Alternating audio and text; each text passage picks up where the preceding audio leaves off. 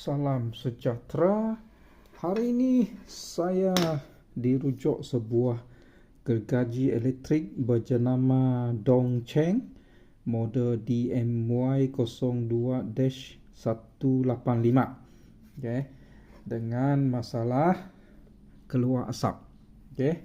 So sebelum ni saya ada kongsikan kepada anda sebuah gerudi dengan masalah sama keluar asap dan kerosakannya ialah pada motor. Okay, so saya buka dan beginilah rupa motor di dalam dia.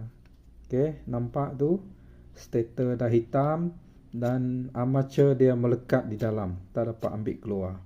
So dari pengalaman lepas, kalaulah stator dah gelap terbakar macam ni, armature pun mesti rosak. Jadi saya perlu cari alat ganti dulu.